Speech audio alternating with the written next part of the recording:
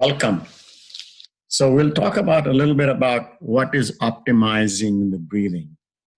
This is just an introduction to some of the ideas about breathing and maybe a little bit of an overview. Um, Breathing is breathing. We breathe normally until we have abnormal problems with the breathing. So it's an issue. But optimum means not too much, not less, and also the oxygen that needs to go to a place where it should. It will reach all the tissues that needs to go, because that's what the breathing is for. And the whole idea here is that life opens up with breath.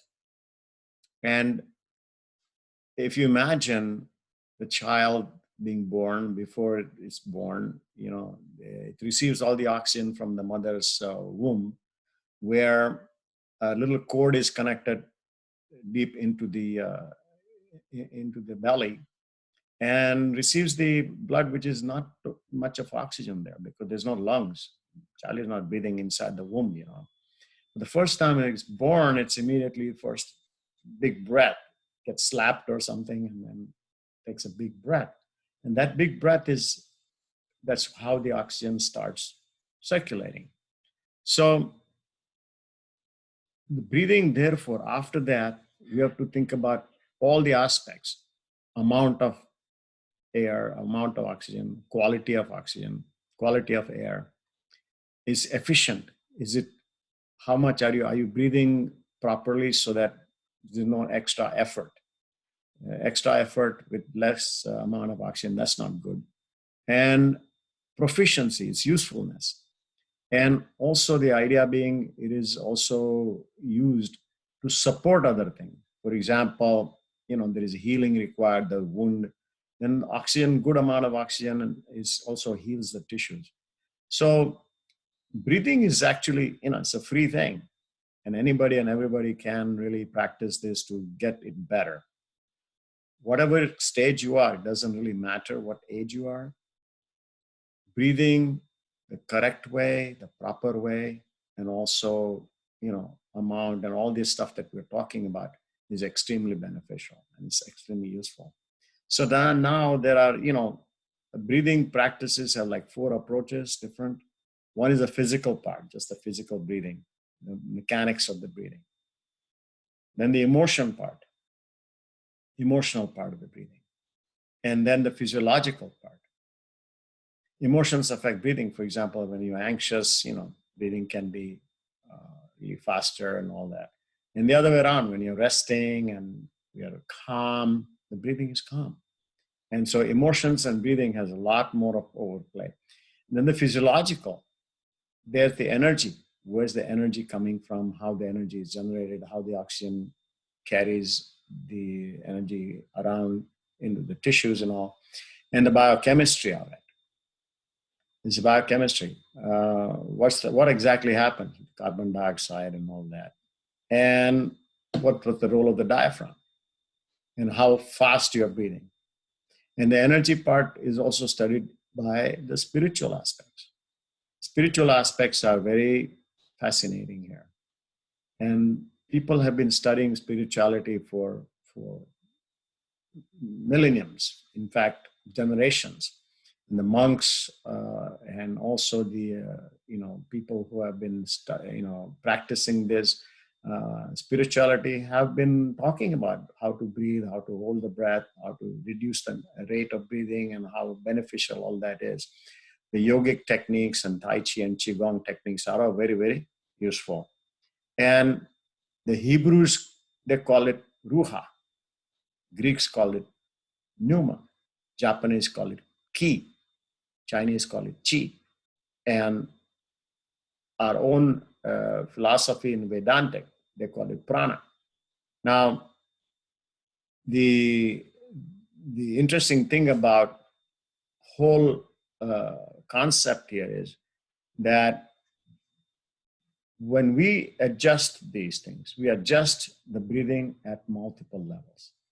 And the whole idea here is breathing that goes through the nose or mouth. There are advantages to this, disadvantages. Goes through this, goes into there are sinuses here, the air can circulate here. There are some reasons why we have sinuses, and sinuses everywhere. And not only it makes the skull light, but it warms it up.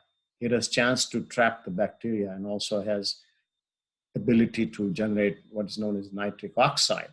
Nitric oxide has been studied a lot already because nitric oxide can open up the blood vessels and also the air passages. And nitric oxide is also antibacterial. So all that is very helpful with the sinuses. So proper way of breathing is very helpful. That to generate that, we need to see how we're doing it first. Then it goes into the air pipe and also trachea, and then goes into the lungs. The lungs, the upper part of the lungs and the lower part of the lungs, and the diaphragm. Diaphragm is the main muscle which is causing, it goes down as you inhale and up. Now it can be the other way around if the diaphragm is not working. Diaphragm is the largest, one of the second largest muscle in the body. It's all between the belly and the chest. From front to back, side to side, there's a huge muscle like that. And do we practice that? Do we exercise that? How do we exercise that? That's very essential to learn because diaphragmatic breathing is extremely beneficial, powerful, and the actual benefit occurs to even athletes who start doing the nose breathing and doing diaphragmatic breathing. My goodness, their efficiency, their performance increases like 20, 30% more. And there are other things that we do with that. And so this is an introduction about what optimized breathing means and why do we need to optimize, because there's so many situations that occur that cause the problem. For example, sleep. Sleep is a problem. There is a problem with the rest that you don't get from breathing, anxiety, panic attacks. People have asthma and bronchial spasm, infections, sinus infections because it's not proper breathing is not occurring. In fact, any surgery, anything that happens, the lungs and proper oxygen is totally required in order to really recover. And so many areas like this. And of course, performance with the sports and ability to run without getting short of breath and so on and so forth. Ability to stand cold. There are a number of techniques of the breathing where we can generate heat. And so why optimize breathing? These are the various possibilities.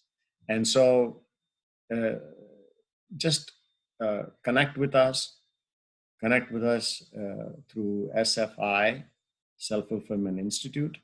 And we have programs for optimized breathing. And you can join us. We also have practices that happen twice a week, beginning shortly, but you will have a much more understanding about what is being done. And the best of all, anyone and everyone will be helped, particularly in this day and age when now we're dealing with the COVID and the viruses and all that stuff. It attacks the respiratory system. And would you not want to strengthen your respiratory system? It would be really powerful to learn some of these things now so that you can really, really help yourself if there is a situation that comes up. And in reality, to be able to prevent it. Good breathing also does a lot of other things, like we'll talk more about it, circulation, lymphatics, immunology, and so on and so forth. Also, red cells and oxygen, proper delivery to every tissue like the brain, wakefulness, concentration, ability to think clearly. All these things are extreme benefits to the brain. Emotional stability, becoming calm, less stress. And then the heart is helped wonderfully because the heart also gets a lot of good oxygen with proper breathing. And, they're just, it's a simple thing. And don't let the simplicity of what we're talking about, because everybody breathes and say, what's big deal in breathing? Don't let the simplicity of what I'm saying to you fool you. As I started doing it, I thought I was in tremendous shape, because I am. I do a wonderful amount of walking, so much of activity and everything.